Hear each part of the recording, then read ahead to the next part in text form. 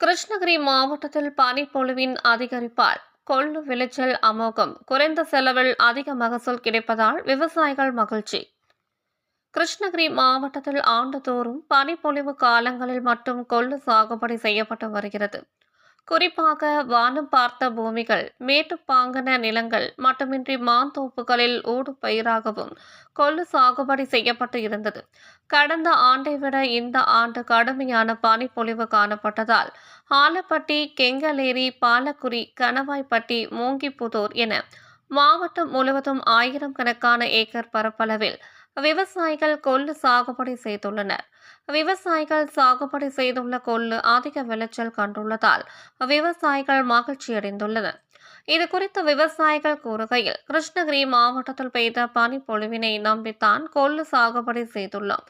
எதிர்பார்த்தபடி கொள்ளுவின் விளைச்சல் அதிகமாக உள்ளது. இன்னும் சில தினங்களில் அறுவடை செய்து விடலாம். மற்ற பயிர்களைப் போல பூச்சி தாக்குதல் இல்லை, மருந்து தெளிக்க வேண்டிய அவசியம் இல்லை, தண்ணீர் தேவை இல்லை. விதைப்பு செய்து 3 மாதங்களில் அறுவடை செய்து விடலாம். அறுவடை செய்யும் கொள்ளு தமிழகத்தின் பல்வேறு இடங்களுக்கு அனுப்பப்பட்டு வருகிறது. மேலும் கொள்ளுவில் அதிக அளவில் மருத்துவ குணம் அதிகமாக இருப்பதால் மக்கள் மத்தியில் கொள்ளுவின் தேவையும் அதிகரித்துள்ளதாக விவசாயிகள் மகிழ்ச்சியுடன் குறிப்பிட்டனர்.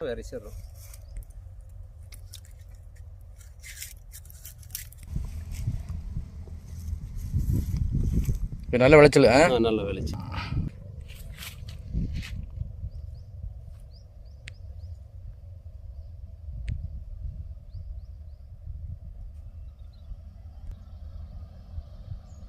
இல்லை அங்கே வேறு வண்டியா?